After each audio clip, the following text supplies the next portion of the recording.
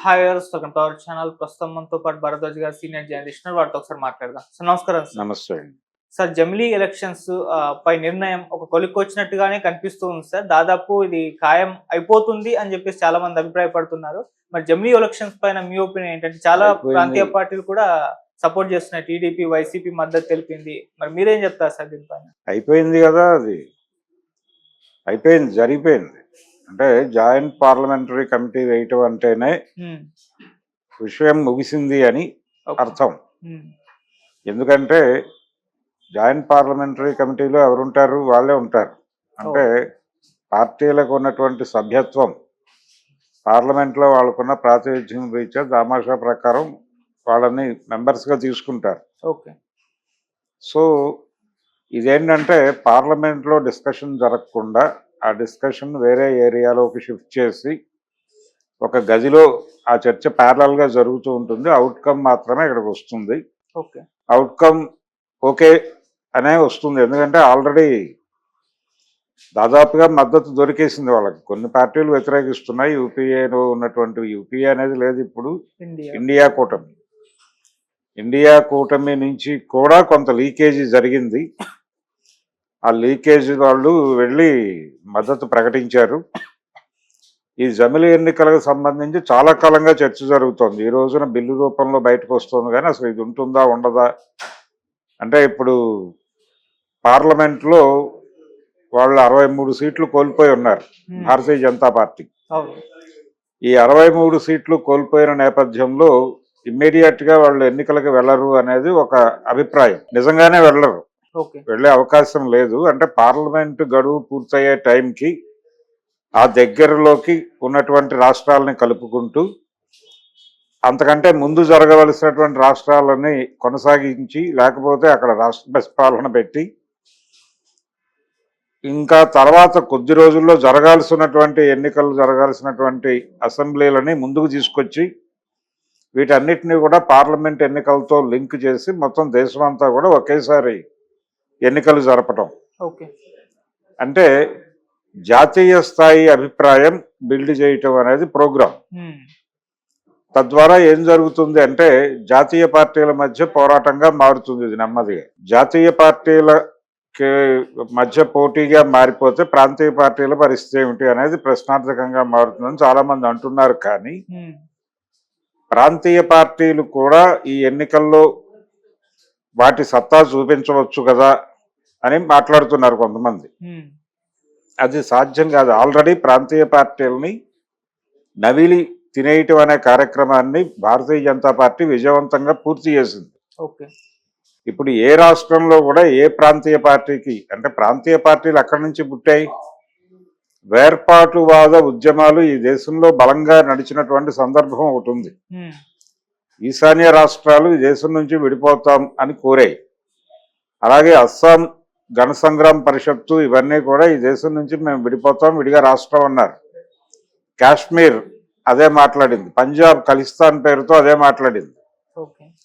ఎందుకు మాట్లాడారు వీళ్ళందరూ అంటే, మా ప్రాంతానికి ఈ జాతీయ పాలన కింద సరైనటువంటి న్యాయం జరగటం లేదు, మా ప్రాంతీయ సమస్యలు పట్టించుకోవడం లేదు, నదీ జలాల పంపిణీకి సంబంధించి మాకు అన్యాయం జరుగుతోంది, మా మీద ఒక ప్రెజర్ పెట్టారు, ఏది హరిత విప్లవం అనే పేరుతో మా మీద ఒక ప్రెజర్ పెట్టి మా జీవితాలను నాశనం చేస్తున్నారని పంజాబ్ నుంచి ఒక నినాదం పుట్టి మాకు విడిగా పంజాబ్ కావాలి అని ఖలిస్తాన్ మూమెంట్గా అది నడిచింది.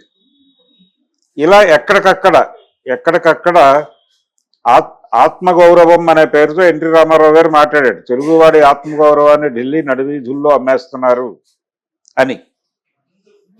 ఎందుకు వచ్చింది ఆ డిమాండ్, ఆ మాట ఎందుకు వచ్చింది ఆయన నోట్లో నుంచి అంటే, రకరకాల పరిస్థితులు ఉన్నాయి అప్పుడు. అంటే ముఖ్యమంత్రుల్ని సీల్డ్ కవర్లో పంపించడం, వాళ్ళకు అనుకూలమైనటువంటి పరిపాలన కోసం ఎవరిని పడితే వాడిని మార్చేయటం. అంటే రాష్ట్ర పరిపాలనలో కేంద్రం జోక్యం ఎక్కువైపోయి ముఖ్యమంత్రిని చప్రాసీలాగా చూస్తున్నాడు ప్రధానమంత్రి అనే ఒక మాట కూడా ఆయన ఒక ఇంటర్వ్యూలో మాట్లాడాడు. ఏది రాజకీయ ప్రవేశానికంటే ముందే.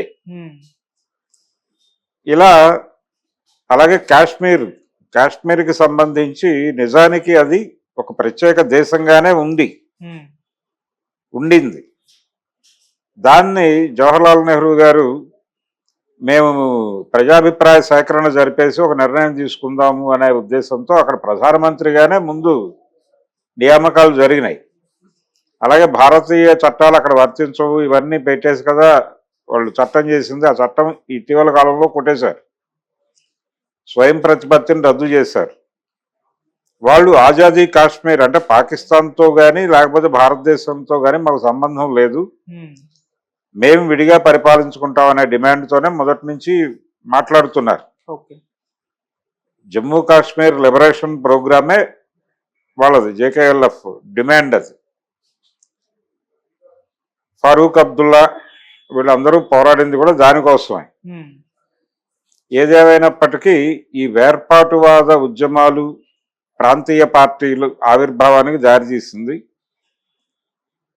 ఎక్కడ దాకా ఎందుకు తెలంగాణ రాష్ట్ర సమితి ఏర్పడింది కూడా తెలంగాణ సమస్యలు ఉమ్మడి పాలనలో అంటే ఉమ్మడి రాష్ట్ర పాలనలో నెరవేరటం లేదు, తెలంగాణ ఆకాంక్షలు నెరవేరటం లేదు అనే ఉద్దేశంతోనే ప్రాంతీయ పార్టీ ఆవిర్భవించి రాష్ట్ర సాధన జరిగింది. సో ప్రత్యేక ఉద్యమాలు వేర్పాటు ఉద్యమాల నేపథ్యం నుంచి ప్రాంతీయ పార్టీలు పుట్టాయి అనేది అంగీకరిస్తే ఇప్పుడు ఈ ప్రాంతీయ పార్టీలన్నింటినీ కంట్రోల్ చేయటం అంటే చాలా స్పష్టంగా కేంద్రం మీద యుద్ధం చేశాయి. ఎన్టీ రామారావు గారు ఆయన రాజకీయ విధానం ఏంటంటే రెండు జాతీయ పార్టీలకి ప్యారలల్ గా వ్యవహరించాలి అనేది ఆయన రాజకీయ విధానంగా అమలు చేశాడు. అమలు చేస్తూ ఫెడరల్ స్ఫూర్తిని నిలబెట్టాలంటే జాతీయ పార్టీల పరిపాలనకు మంగళం పాడాలి అని అన్నాడు ఆయన. అని ప్రాంతీయ పార్టీలని ఒక దగ్గరికి తీసుకొచ్చి ఈ ప్రాంతీయ పార్టీల కూటమిని గనక కేంద్రంలో అధికారంలోకి తీసుకొస్తే అన్ని రాష్ట్రాల ఆకాంక్షలు అక్కడ పలుకుతాయి. ప్రతి ప్రాంతీయ పార్టీ కూడా తన ఆకాంక్షలను అక్కడ మాట్లాడుతుంది, దానికి అనుగుణమైనటువంటి పరిపాలన నడుస్తుంది. అందుకని ఒక ఫెడరల్ గవర్నమెంట్ కావాలి, అందుకని ప్రాంతీయ పార్టీల కూటమి ఏర్పాటు చేయాలనే ఉద్దేశంతో ఆయన విజయవాడలో ప్రాంతీయ పార్టీల అధికారంలో ఉన్నటువంటి కాంగ్రెసేతర ముఖ్యమంత్రులందరినీ ఆ రోజున పిలిచి విజయవాడలో కాంక్లేవ్ పెట్టాడు ఆయన. పెట్టి ఆ సమావేశానికి జమ్మూ కాశ్మీర్ ముఖ్యమంత్రి దగ్గర నుంచి మొదలు పెడితే అందరినీ పిలిచి కూర్చోబెట్టి ప్రోగ్రాం చెప్పాడు ఆయన. మనం కేంద్రంలో జాతీయ పార్టీల పరిపాలనని ముగించి ప్రాంతీయ పార్టీల కూటమిని అధికారంలో తీసుకురావడానికి మనం ప్రయత్నం చేద్దాం. ఆయన ఒక నేషనల్ ఫ్రంట్ అనేటువంటి ఒక గ్రూప్ని పెట్టి ఆ నేషనల్ ఫ్రంట్ని అధికారంలో తీసుకురావాలనే ప్రోగ్రాంలో భాగంగానే ఆయన యుద్ధం చేసి ఫైనల్ గా కాంగ్రెస్ పార్టీని గద్దెదించి విపి సింగ్ ని అధికారంలోకి తీసుకురావడానికి ఆయన నిరంతర కృషి చేశాడు. నేషనల్ ఫ్రంట్ చైర్మన్ గా ఆయన విజయం సాధించాడు. నిజానికి ఆయన్ని ఢిల్లీ రాజకీయాల్లోకి ఎంటర్ కావద్దు అని చెప్పి నీలం సంజీవ్ రెడ్డి గారితో మాట్లాడించే ప్రయత్నం చేశారు. సంజీవ్ రెడ్డి గారి మాటలు కూడా ఈయన ఖాతరు చేయలేదు, చాలా కాన్షియస్ గా చెప్పాడు. అక్కడ కేంద్రంలో ఫెడరల్ గవర్నమెంట్ ఉండాలంటే ప్రాంతీయ పార్టీల కూటమే అధికారంలోకి రావాలను, ఇది ప్రోగ్రాం అని చెప్పాడు ఆయన. చాలా సందర్భాల్లో ఆయన కేంద్రం మీద విమర్శలు చేసేవాడు. ఒక దశలో ఒక ప్రెస్ మీట్ లో మీరు చాలా అనౌన్స్మెంట్లు చేస్తున్నారు, కేంద్రానికి తెలిసి మాట్లాడుతున్నారా లేకపోతే మీరు వ్యక్తిగత నిర్ణయాలు తీసుకుంటున్నారా అన్నప్పుడు ఆయన ఆ ప్రశ్నకు సమాధానం చెప్పకుండా కేంద్రం మిథ్య బ్రదర్ అన్నాడు. ఆ లెవెల్ అంటే అహంభావంతో మాట్లాడుతున్నాడు అని కూడా అన్నారు. కానీ ఇది నా విధానము అని చెప్పాడు ఆయన. విధానంగా ప్రకటిస్తూ జాతీయ పార్టీలతో ఏనాడు మేము కలవము, జాతీయ పార్టీలు అన్నిటికీ సమాన దూరము, ప్రాంతీయ పార్టీలతోనే మా స్నేహము అని చెప్పాడు. ఇప్పుడు విచిత్రంగా తెలుగుదేశం పార్టీ కూడా ఈ బిల్లుకి మద్దతు ప్రకటించింది. ప్రాంతీయ పార్టీలని నలిపి నాశనం చేయటం అనే ప్రోగ్రాంలో భాగంగానే ప్రతి రాష్ట్రంలోనూ ప్రాంతీయ పార్టీలు బలంగా ఉన్నటువంటి ప్రతి రాష్ట్రంలోనూ బీజేపీ రకరకాల ఆపరేషన్లు చేస్తోంది. తమిళనాడులో డిఎంకే బలంగా ఉంది, డిఎంకే నాశనం చేయడానికి రకరకాల కుట్రలు పన్నుతున్నారు అక్కడ. ఓకే. ఆంధ్రప్రదేశ్ లో ప్రాంతీయ పార్టీల అక్కడ వైఎస్ఆర్సీపీని, తెలుగుదేశాన్ని, జనసేనని కూడా తన కంట్రోల్లో పెట్టేసుకుంది. పెట్టుకుని ఒక డ్రామా నడుపుతోంది అక్కడ. అంటే అక్కడ పేరుకి ప్రాంతీయ పార్టీ అధికారంలో ఉంది కానీ ప్రాంతీయ ఆకాంక్షల్ని బలంగా మాట్లాడేటువంటి పరిస్థితుల్లో అక్కడ ప్రభుత్వాలు లేవు. ఓకే. అది ఒక విచిత్రమైనటువంటి సుషుప్తావస్థలో పెట్టింది అక్కడ. ఇలాగే ప్రతి చోట మాట విరని చోటేమో ఆ ప్రభుత్వాన్ని ఏదో పద్ధతిలో పక్కకి లాగేయటానికి ప్రయత్నాలు. ప్రతి చోట జాతీయ పార్టీ అంటే తను ఎంటర్ కావాలి, లేదంటే కాంగ్రెస్ పార్టీ ఎంటర్ అవ్వాలి. ఇలాంటి ఒక పరిస్థితిని తీసుకొచ్చారు. తీసుకొచ్చి ప్రాంతీయ పార్టీలను చంపేయటమే ప్రోగ్రాం. చంపేసి తద్వారా అప్పుడు ఫైట్ ఇద్దరి మధ్య కేంద్రీకృతం అవుతుంది, Congress versus Bharatiya Janata party. So ఆ ఫైట్లో తను విన్ అవ్వచ్చు. తన అంటే పంచమాంగ దళాలుగా ఈ ప్రాంతీయ పార్టీలన్నింటినీ తన వెనక మోహరించుకుంటోంది భారతీయ జనతా పార్టీ. సో వీళ్ళందరి మద్దతుతో రేపు ఎన్డీఏ కూటమి అనే పేరుతో వీళ్ళు ఎలక్షన్కి వెళ్ళి వీళ్ళకి ఉనికి ఉన్నట్టుగా భ్రమింపజేస్తారు కానీ వీళ్ళు ఏది ప్రాంతీయ ఆకాంక్షల్ని మాట్లాడరు. ఎన్టీ రామారావు లాగా తెలుగువాడి ఆత్మగౌరవం గురించి మాట్లాడే పరిస్థితి ఉండదు. ఇక ఆ ఎరా ముగిసింది. ఇటువంటి ఒక సందర్భం క్రియేట్ చేయటంలో భాగంగా ఒకే దేశం ఒకే ఎన్నిక అనేటువంటి కార్యక్రమాన్ని వీళ్ళు ఎజెండా మీద తీసుకొచ్చి చెప్పేశారు. ఇక ప్రాంతీయ పార్టీలకు నెమ్మదిగా తిలోదకాలు ఇచ్చేస్తారు. ఇచ్చేసి కేంద్ర ప్రభుత్వ నిర్ణయాలే అమలు జరుగుతాయి, వాళ్ళ పద్ధతిలో వాళ్ళు బుల్డోజ్ చేసుకుంటూ వెళ్ళిపోతారు. ఇది ఆల్రెడీ జరుగుతున్నదే. ఇప్పుడు ఈ వరల్డ్ బ్యాంక్ ప్రోగ్రాంలో భాగంగా జరుగుతుంది కూడా. అంటే కంట్రోలింగ్ సిస్టమ్ ఒకటి ఉండాలి, ప్రతి చోట వాళ్ళకు అనుగుణమైనటువంటి పరిపాలన జరగాలి, వాళ్ళకు అనుగుణమైనటువంటి నిర్ణయాలు జరగాలి. ఉదాహరణకి తెలంగాణలో అధికారంలో ఉన్నది కాంగ్రెస్ పార్టీ, కానీ నీతి ఆయోగ్ అనేటువంటి ప్రోగ్రాంలో భాగంగా జరుగుతున్న కార్యక్రమాలని అడాప్ట్ చేసుకుని ఇక్కడ హైడ్రా అని పెట్టాడు రేవంత్ రెడ్డి గారు. పేరు మార్చారు తప్ప పని అదే. ప్రభుత్వ ఆస్తుల పరిరక్షణ అనేది ప్రోగ్రాం. ఈ ప్రభుత్వ ఆస్తులు పరిరక్షించి కార్పొరేట్లకు కట్టబెట్టడం అనేది ఫైనల్గా వీళ్ళు చేసేది. ఇది సెంట్రల్ గవర్నమెంట్ ప్రోగ్రామే. దాన్ని ఈయన సక్సెస్ఫుల్గా చేస్తున్నాడు. ఎందుకు చేస్తున్నాడు, ఎందుకు ఈయన ఢిల్లీ వెళ్ళి వస్తున్నాడు పదే పదే అంటే ఇదే పని మీద. అంటే ఆయన అవుటర్ వేర్ ఏమో ఖద్దరు, ఇన్నర్ వేర్ కాషాయంగా నడుపుతున్నాడు ఆయన రేవంత్ రెడ్డి. ఇది ప్రతి చోట ఇదే పరిస్థితి. ఎందుకు మన మమతా బెనర్జీ గారు రివర్స్ గేర్ లో మాట్లాడారు ఇండియా కూటమి మీద అంటే రాహుల్ గాంధీని అధికారం అంటే రాహుల్ గాంధీ నాయకత్వం కాదు, ఆల్టర్నేటివ్ లీడర్షిప్ కావాలను అనే ప్రపోజల్ని దాదాపుగా ఆవిడ మాట్లాడింది, అఖిలేష్ యాదవ్తో మాట్లాడించారు. ఈ డైలాగ్స్ అన్ని వాళ్ళు మాట్లాడటానికి వెనకాల script designing Bharatiya Janata party నుంచి జరిగింది. ఆల్రెడీ అక్కడ సిపిఎంని పూర్తి స్థాయిలో చంపేశారు, కొనేశారు. ఒక రకంగా కొనుగోలు అమ్మకాలు మార్కెట్ సరుకులుగా మారిపోయారు, ఓటర్లు మారిపోయారు, పార్టీలు మారిపోయినాయి. ఇది ప్రస్తుతం మార్కెట్ ఎకానమీ పాలిటిక్స్ గా అర్థం చేసుకోవాలి.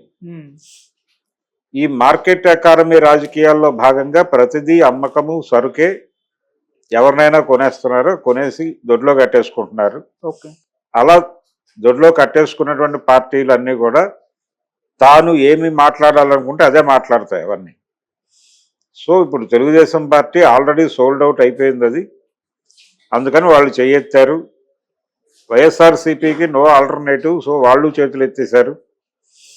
కాబట్టి అందరూ కూడా ఆ కాంపౌండ్లోకి వెళ్ళిపోయినటువంటి సందర్భం.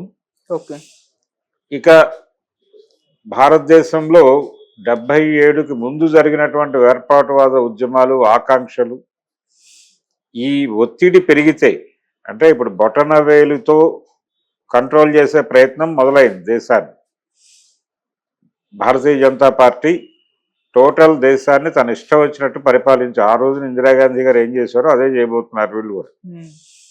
ఈ కంట్రోలింగ్ సిస్టమ్ ఎప్పుడైతే చాలా హెవీగా ప్రెజర్ మొదలు పెడుతుందో ఈ ప్రెజర్కి వ్యతిరేకంగా జనాలు రోడ్డు మీదకి రావటం అనేది కూడా మొదలవుతుంది. ఓకే.